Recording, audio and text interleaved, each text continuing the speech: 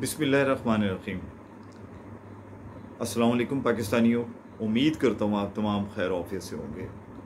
बड़ा गैप रहा, मैं काफ़ी अरसे से थोड़ा सा कुछ मेरे आइज़ के इश्यूज़ चल रहे थे, तो उस हवाले से ऑपरेशन था, तो उस वजह से काफ़ी सारी चीज़ें पेंडिंग होती गई।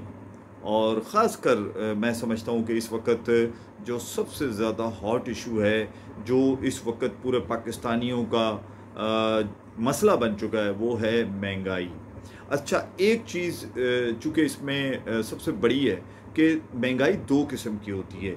एक वो महंगाई होती है कि जो सरकारी नर्ख पे कोई चीज़ बिक रही है और वो ख़ुद अपने तौर पर महंगी है। दूसरी वो महंगाई है कि जो गैर कानूनी महंगाई कर दी जाती है, जिस पर हम कंज्यूमर एक्टिविस्ट जितने भी होते हैं या कंज्यूमर बॉडीज़ हैं, वो अवेला करती हैं, आवाम के साथ खड़ी होती हैं कि जनाब ये गैर कानूनी महंगाई नहीं होनी चाहिए। लेकिन यहाँ पर अब सिलसिला ऐसा चल पड़ा है कि टैक्स की बात की जाए, सेल्स टैक्स की बात की जाए, फर्दर टैक्स की बात की जाए, अदर टैक्स की बात की जाए, यूनिफॉर्म टैक्स की बात की जाए, या जनरल सेल्स टैक्स की बात की जाए, या इसके अलावा टीवी फ़ीस की बात की जाए, अब एक नया टैक्स कह लें या नई फ़ीस अवाम पर, सार्फिन पर बिजली के बिलों में पूरे पाकिस्तान में इम्पोज्ड होने की, इम्पोज्ड मैं लफ्ज़ इसलिए कह रहा हूँ कि ज़बरदस्ती हम पे थोपी जा रही है। पाकिस्तान पीटीवी का लाइसेंस की फ़ीस ली जाती है, हम तो पीटीवी लोग जो देखते हैं तो वो दें। मेरा ये ख्याल है कि आप बजाय अवाम से ज़बरदस्ती इस तरह की फ़ीसें कलेक्ट करें और वो रेवेन्यू जनरेट करके उस इदारे को खड़ा करें, बल्कि उस इदारे को कंपटीशन में लेके जाएं। उस इदारे को अगर प्राइवेट, आप मुझे बताइए कौन से प्राइवेट चैनल हैं कि जिनको हम फ़ीस अदा कर रहे हैं? हम केबल की फ़ीस अदा कर रहे हैं, उसी पे पीटीवी देख रहे हैं, उसी पे दीगर टीवी चैनल भी देख रहे हैं।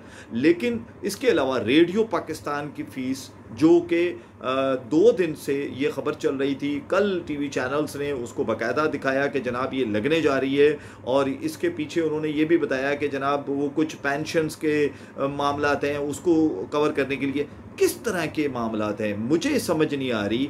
आप लोगों की पॉलिटिकल जमातों की अगर कोई लड़ाई है तो बेशक आप लड़ें, लेकिन अवाम बेचारी का क्या कसूर है कि आपने इस वक्त ये जितने टैक्स मैंने गिने, ये दोबारा अगर नाम लूँगा तो शायद एक आध और बढ़ के सामने आ जाएगा। लेकिन इसके अलावा ये जो आप बिजली के बिलों में, आपको पता है कि बिजली का बिल इंसान जो भी पाकिस्तानी है जहाँ भी रहता है उसको जमा कराना ही कराना है, तो इसलिए आप ज़बरदस्ती वो टैक्स जो या बिल या फ़ीस उसमें ऐड कर देते हैं।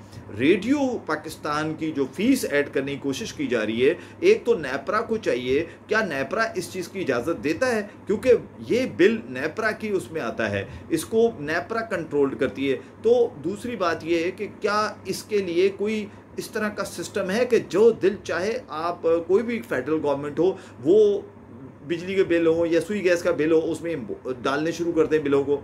तो मैं ये समझता हूँ कि ये ना किया जाए, ये ज़बरदस्ती की बात है।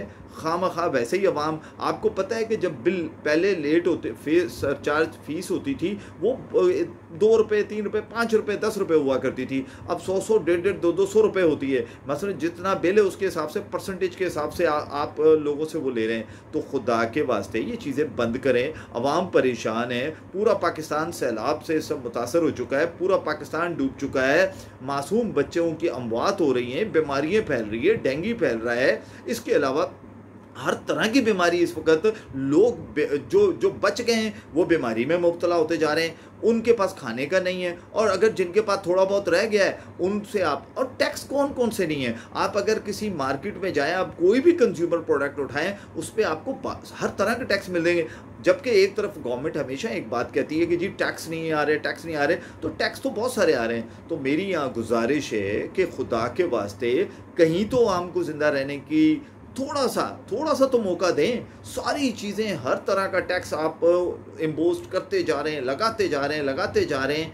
मुझे नहीं समझ आती। मैं वज़ीर-ए-आज़म साहब की इस बात से बिल्कुल इत्तफ़ाक़ करता हूँ, और 100% उन्होंने सही कहा कि अब जिस तरह हम IMF के हत्थे चढ़े हैं, तो शायद अगर हम छींक भी मारेंगे तो हमें IMF से पूछना पड़ेगा।